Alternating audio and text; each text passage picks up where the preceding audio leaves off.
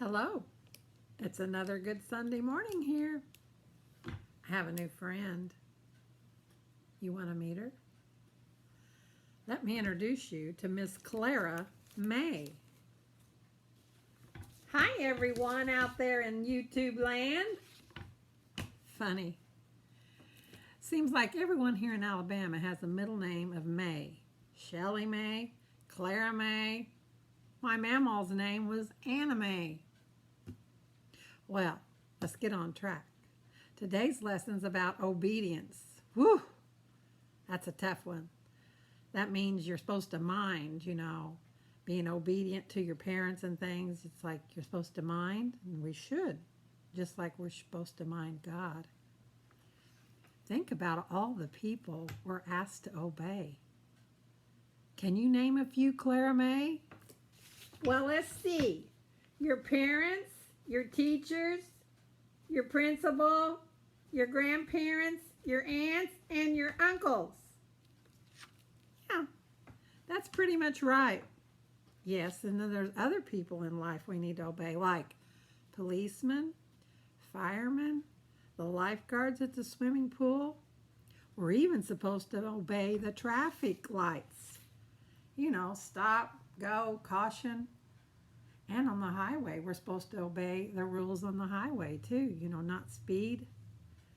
So anyway, what do you think God considers obedience, Clara May? What do you think? I think He does consider obedience very important. Learning to obey is especially important because it can save us from lots of trouble, and it keeps us from getting hurt sometimes. Yes, that's true. Let me explain. Imagine you were out in the woods with your mom or your dad, and your mom yells, "Stop!" If you were not used to obeying her, you might ignore her, and guess what? Go on and do what you want, and you're going to get in trouble because you're going to step right on a snake. That would not be good. Yikes! I'm scared of snakes.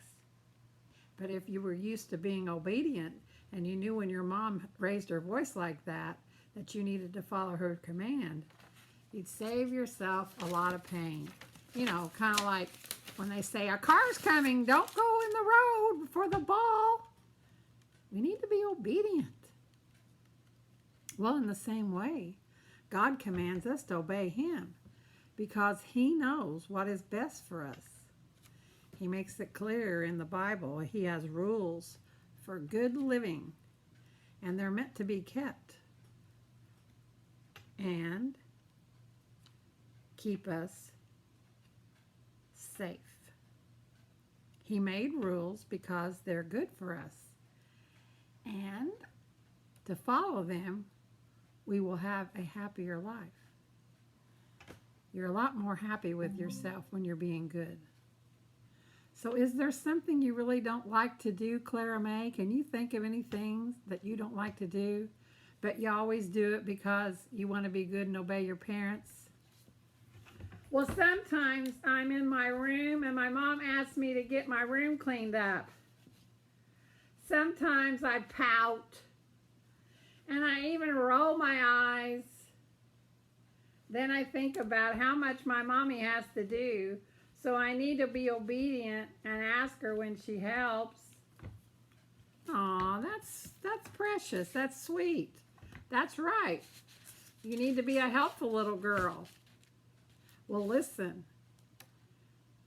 I hear your mama, Teresa May, calling for you right now. Oh, here she's calling for you. She wants you to come and clean your room. Come on now, Clara, chin up. Chin up, girl. Go get that room clean. And maybe after you get the room clean, you'll get a reward. Maybe she'll take you to the inside scoop. Wouldn't that be great? Okay. Well, okie dokie. Yes, that would be great. Gotta run. Gotta go clean my room. Okay, see you later, alligator. Isn't Miss Clara the sweetest thing? She is very obedient child, and I'll bet Jesus smiles because of her. So our parable today is about two sons who were asked to do some work in the garden.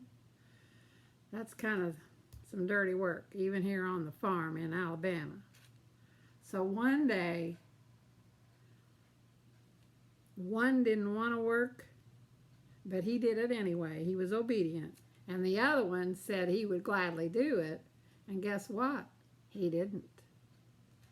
The son who did the work, even if he had just a little bit of a bad attitude, he went ahead to be pleasing to his parents and obey his father, and he did it.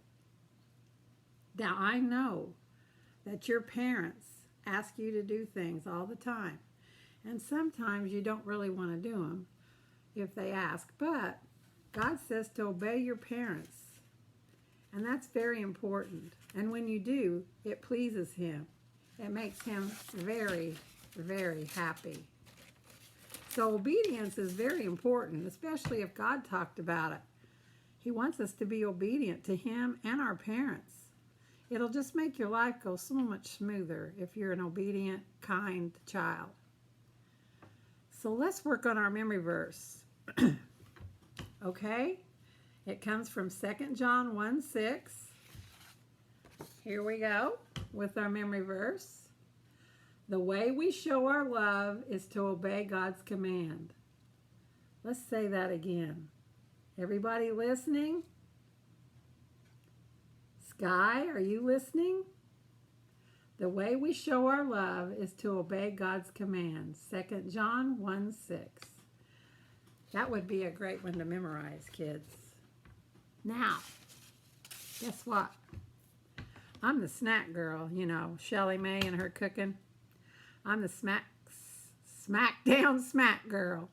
Anyway, I'm going to make some cookie dirt cups because in this little story, we were talking about them having to work in the garden.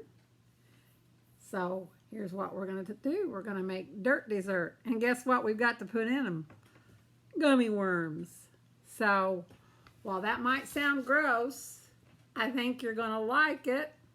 And as you eat this snack, I want you to think about the two brothers in the parable, our little story, the parable, who were asked to work in the garden. Remember that God wants you to always be obedient to your parents. And the other boy, whew, that wasn't a good choice.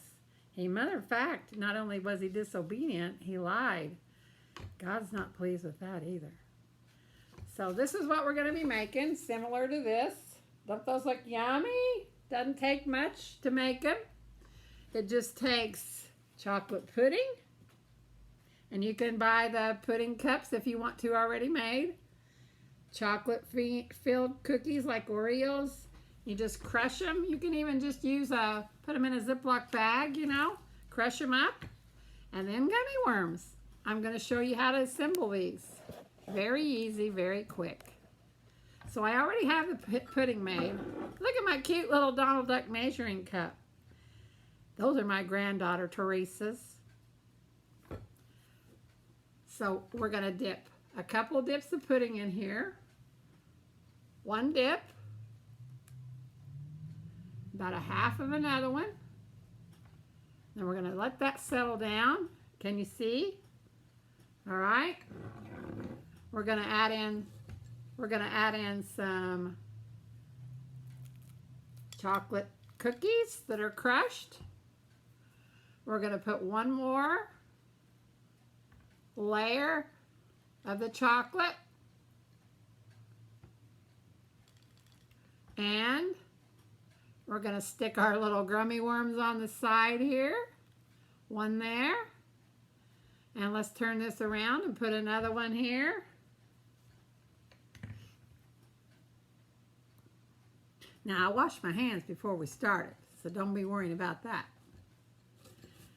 And here we go with our final little, isn't that cute?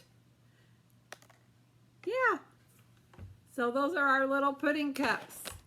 They look delicious, don't they? Don't you think?